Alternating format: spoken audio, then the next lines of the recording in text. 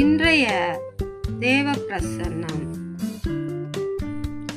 கர்த்தருக்கு பிரியமான பிள்ளைகளே, இன்றைய தேவ பிரசன்னத்துக்குள் பிரவேசித்து கர்த்தருடைய வேத வசனங்களை நாம் தியானிப்போம்.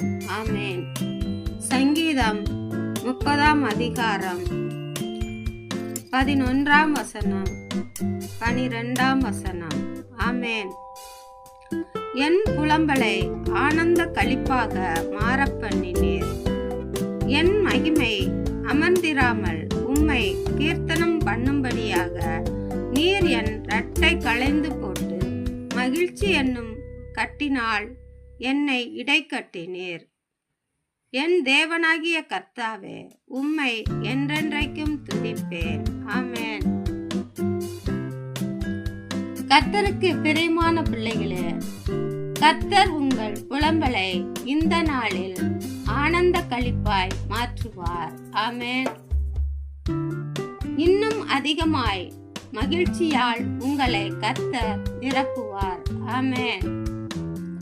கர்த்தருக்கு பிரியமான பிள்ளைகளே, நம்முடைய இருதயம் மகிழ்ச்சியால் பொங்க வேண்டும் என்றால் கர்த்தருடைய பாதத்தில் நித்தமும் காத்து இருக்க வேண்டும்.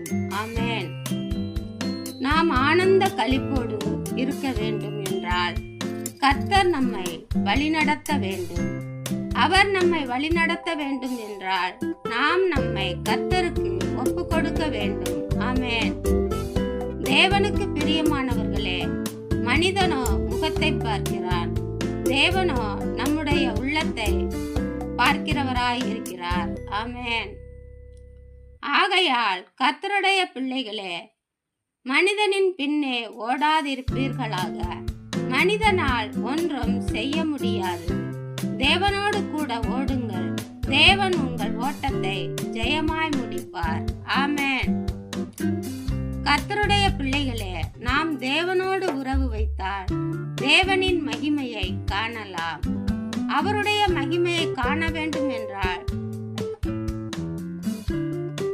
நாம் வேலை செய்யும் பொழுதும் தேவனை துதிக்க வேண்டும். சாப்பிடும் போதும் தேவனை துதிக்கணும். இரவு தூங்கும் முன்பும் கர்த்தரை துதிக்க வேண்டும். காலை எழும்போதும் கர்த்தரை